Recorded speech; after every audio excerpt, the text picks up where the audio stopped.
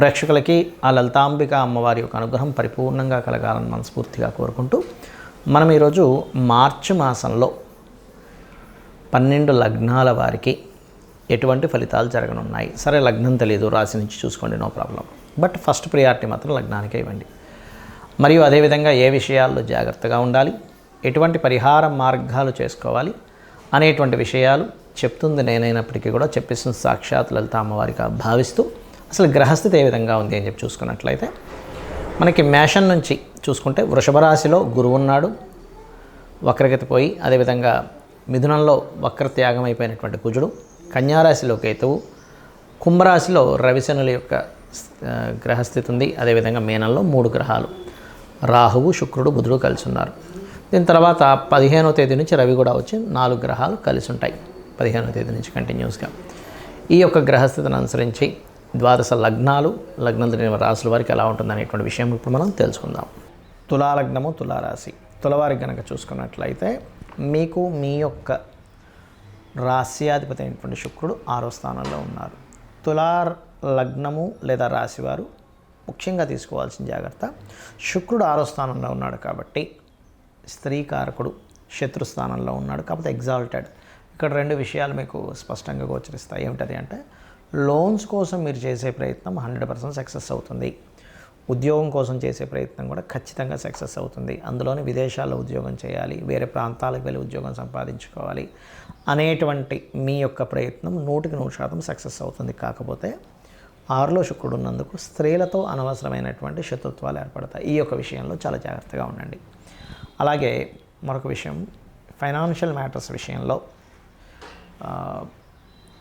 ఏదైనా మిషనరీస్ లేనట్లయితే భూ సంబంధించిన ఇట్లాంటి వాటిల్లో చక్కటి యోగం అనేటువంటి చాలా స్పష్టంగా గోచరిస్తుంది. అదేవిధంగా కాస్త ఉన్న ప్రాంతం నుంచి మారడం అనేటువంటి జరుగుతుంది. మీకు పంచమ స్థానంలో శని రవి కలిసి ఉన్నారు కాబట్టి ఆ రెండుటి యొక్క కాంబినేషన్ అనేటువంటిది కొంత స్ట్రెస్ని ఇచ్చేటువంటి కాంబినేషన్ అది. కాబట్టి కొంచెం ఆలోచన విషయాల్లో కొన్ని స్ట్రక్ అయిపోయినట్టుగా అవుతుంటాయి. కొన్ని అరే నేను ఏదో చేద్దాం అనుకుంటున్నాను కానీ ఎక్కడో స్ట్రక్ అయిపోతున్నాను ఆలోచన విషయంలో అనుకుంటూ ఉంటారు. ఇది క్లియర్ అవ్వాలంటే శని రవి గ్రహాల దగ్గర దీపారాధన చేయండి.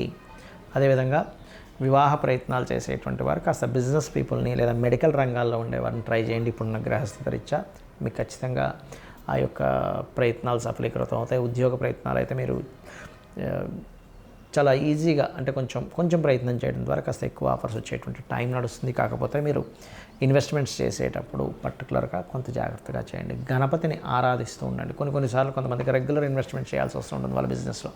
అలాంటి వారు కేతు గ్రహం దగ్గర దీపారాధన చేయడము, గోవులకి గ్రాసము తినిపించడము, వీలైతే ఇంట్లో గణపతికి గరికతో పూజ చేయడము, కంపల్సరీ ఇన్వెస్ట్మెంట్ చేయాల్సి వస్తుందండి ఇప్పుడుండే సిచ్యువేషన్ అట్లాంటిది అనుకునేటువంటి వారు. మరియు దీంతో పాటు మీరు ఎక్కువగా కాళికాదేవి యొక్క ఆరాధన, చండీ పారాయణము, నవగ్రహాల్లో శని రవి గ్రహాల దగ్గర దీపారాధన చేయడము, గోవులకి బెల్లము మరియు గోధుమ రవ్వ తినిపించండి. దీనివల్ల మీ యొక్క ఆలోచన విధానం ఎక్కడ రాంగ్ స్టెప్ వేయకుండా ఉంటుంది.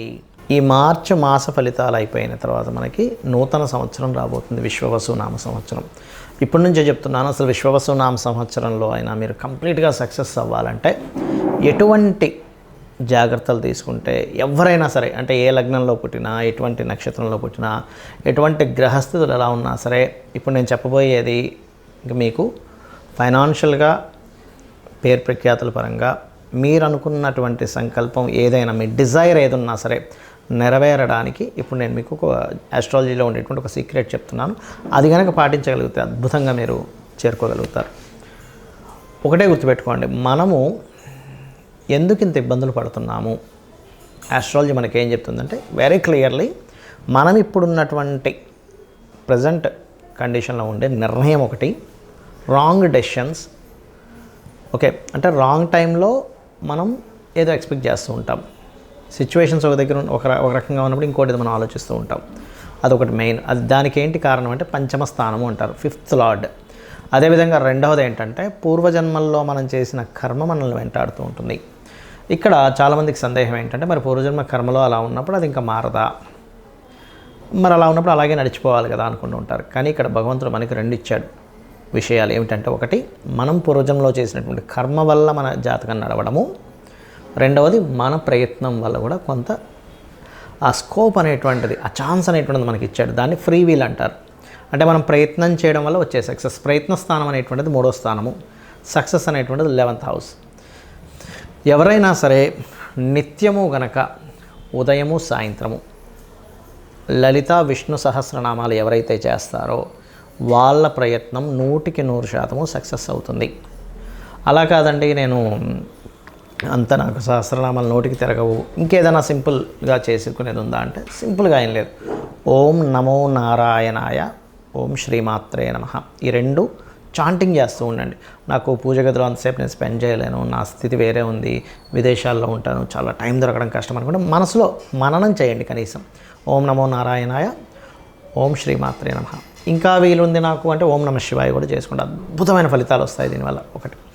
ఇక రెండవది ఏంటంటే, ఇక నేను చెప్పేది ఒకటే, కొత్త సంవత్సరంలోకి నెక్స్ట్ ఈ మార్చ్ ఫలితాల తర్వాత నెక్స్ట్ మార్చ్ ఎండింగ్ నుంచి మనకి ఎట్లాగో విశ్వవసునామ సంవత్సరం వస్తుంది.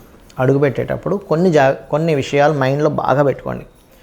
ఏలినాటి శని ఉంది, అర్ధాష్టమి శని ఉంది, అష్టమి శని ఉంది, అమ్మో నా లైఫ్ ఏదో అయిపోతుందేమో అనేటువంటి భయాల నుంచి ఫస్ట్ బయటికి రండి.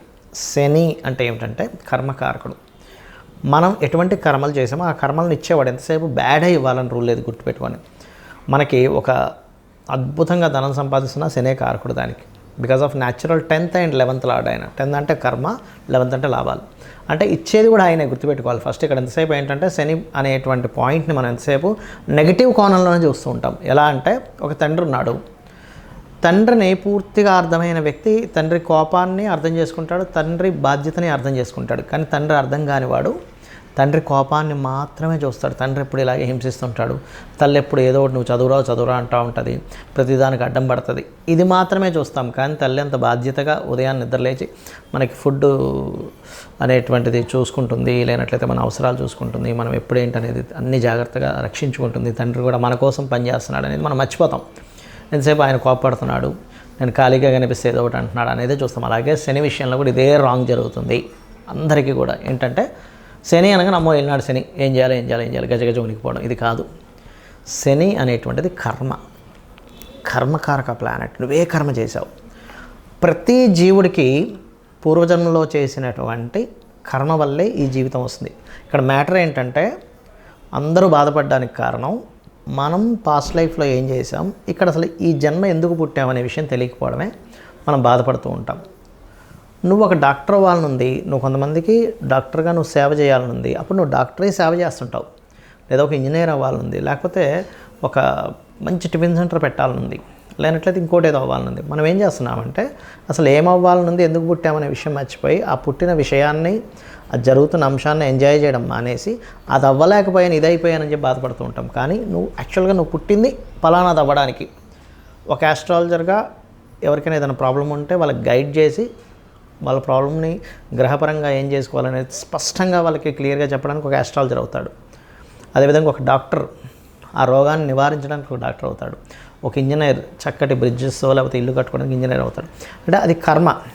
అయితే ఈ జన్మని మనం ఎంతసేపు ఈ యొక్క జన్మచక్రంలో తిరగడమే కాకుండా పర్టికులర్గా ప్రతి వ్యక్తి కూడా 3 విషయాలు ఖచ్చితంగా పాటించినట్లయితే ఈ జన్మచక్రం నుంచి కూడా బయటపడతాడు. ఏమిటది అంటే, నిత్యం లలిత సూర్య ఉపాసన చేయడము, పెద్దల్ని సేవించడము, ఇంట్లో పితృదేవతలను సేవించడము, ఏదైనా ఆలయాలకు వెళ్ళి సేవ చేయడం. ఇవి చేస్తూ గోసేవ కనుక చేయగలిగితే, ముఖ్యంగా మీకు ఎటువంటి శని దోషాలు ఉన్నా, లేనట్లయితే ఎటువంటి కాలసర్ప దోషాలు ఉన్నా, లేకపోతే మీ గ్రహస్థితిలో ఎంత దారుణమైన స్థితి ఉన్నా, అంటే కొంతమంది అంటుంటారు, ఏమండి నాకు అసలు రూపాయి పుట్టట్లేదు, చాలా ప్రాబ్లమాటిక్గా ఉన్నాను అని అనుకునే వారికి నేను చెప్పేది ఒకటే, ఏమిటంటే నిత్యము పూజ చేయండి, డైలీ మార్నింగ్ ఈవినింగ్. ఏమంటే మాకు అది సరిపోవట్లేదు, నిత్యం పూజ చేస్తున్నాను, ఒక యంత్రం పెట్టుకోండి చక్కగా. ఆ యంత్రాన్ని ఒక రాగిదాంతో చేస్తారు. ఆ యంత్రానికి ఏంటంటే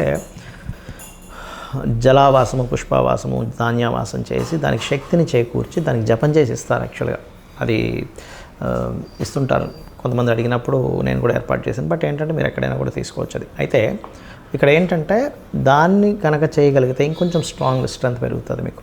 అందరూ కూడా ఓం శ్రీమాత్రే నమః అనే మంత్రమైన కనీసం చేసుకోండి. అన్ని విధాల మీకు రక్షణ లభిస్తుంది అమ్మవారితో. శ్రీమాత్రే నమః.